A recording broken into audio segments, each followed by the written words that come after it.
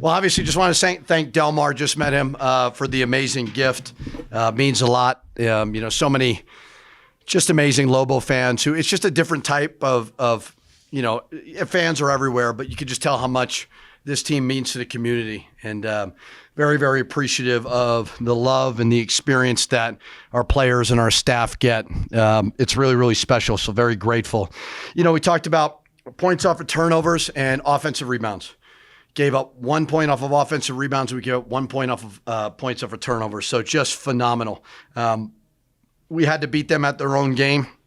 And that's saying that with the utmost respect because they're so tough physically. And our guys just did an amazing job of showing that toughness. So phenomenal win. Amazing crowd on national TV. It's just, I'm so proud of the impact that this team has had on this community, Albuquerque, and obviously nationally for the state of New Mexico. So very grateful.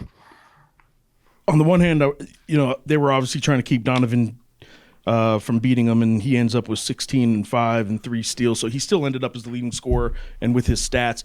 But you talked a lot about the others having to step up because you knew they were going to try and take Donovan out of it. You did get that step up from a lot of other players. What was the key to getting them involved? Yeah, I think offensively we were terrific.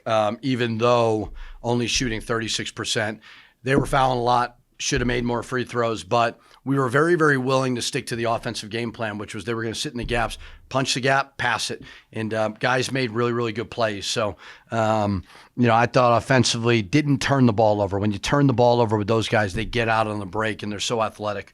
So offensively, we played a very, very smart game. You get a double-double and 3 block shots from a guy we were just asking you about yesterday. Why you didn't cut Mustafa Mzeel after Tuesday night's performance. And he has a double-double and kind of brushed off Tuesday pretty well. Was there anything you ended up saying to him, or did he just handle it himself? Again, it's a consistent approach every single day. There's no, any given Sunday rah-rah speech. Like, we don't listen to Twitter mentions. We don't. It's just – and it's not our fans. It's everywhere. It's insane. So you can't live in that world. He didn't make shots versus Wyoming. Big deal. He's had an amazing year so far and loved what he gave us. So, stop bringing up Twitter mentions to me because I just don't live in that world. And it just doesn't affect me. And I try very hard for it to not affect my players. So no big speech. Stay confident. Put in the work. Stay confident. Put in the work. That's where you get your confidence from. And Stoff does that. Coach, are we ever going to see Nelly? No, I'm joking. Will, can you just talk about right off the bat, the energy you guys had? The disruption you guys caused, hitting some big shots. Just how happy were you with that? Yeah, start was great. To go in the locker room up 10 versus a really good team like that was terrific. But a lot of it was just winning ugly, defending, rebounding, turning them over. To hold San Diego State to 3 offensive rebounds, we had 18 offensive rebounds. They had 3. And they're tough and they're physical. And we were certainly very tough and physical as well. For sure. And then just the overall flow of this team. How happy are you with what you're seeing, the togetherness, and just what they're able to do? Winning always helps. I think we've won 7 in a row. Obviously 6-0. So happy today, but we're going to get back to work tomorrow. That's the bottom line. It's anybody can beat anybody, and obviously when we played San Jose last time, it was a close game. So enjoy winning. Move on tomorrow. You mentioned the great start. What do you think enabled that today? National TV, amazing fan base. Our guys are ready to go. If you're not ready to go in this type of environment, there's something wrong with you, and our guys were. So just played hard. Knew that they had to defend and rebound to win the game because offense was going to be hard to come by. Coach, those stats you mentioned are gritty kind of stats.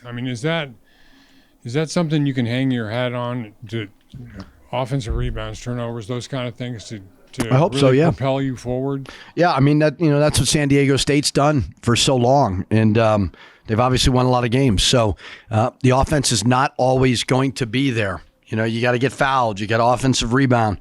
You got to take care of the basketball. So we did that. It wasn't going to be a masterpiece, and that's fine. To me, it was a beautiful win. Coach, 18 offensive rebounds, 4 from Nelly, 4 from Mustafa, 2 from Phillip. San Diego State's a team that switches everything, so it created some mismatches and opportunities for offensive rebounds on the weak side. Was that something you talked about to your team going in? Wow, a real basketball mind for a change. Yes, we did. We did talk about it. They were switching, and we felt like that would be an advantage, and our guys really took advantage of it. Coach, True Washington is struggling against Wyoming. Before the season started, you had mentioned him as maybe a potential defensive player of the year in the Mountain West Conference. He got going today. How important was that, and how important was his defense? Yeah, he was phenomenal. The free throw shooting was the only thing that was bad. We always do a recap when we play a team. If the coach is back, there's new coaches and stuff, we won't do it. But we showed kind of a recap of the last 3 games from last year. And Jalen House was unbelievable. And I said to the guys before the game, who's going to be the next Jalen House from an energy standpoint? Not scoring, but defense, steals, deflections, rebounds. And True was that. So we had a good meeting, because he didn't play well versus Wyoming. Watched a lot of his misses. Thought he was way better there, and took to coaching. True had a little throwaway comment right before I walked out of here. Said that you guys are going to treat this as a loss. And maybe is that like a team-wide thing? Do you tell these guys like?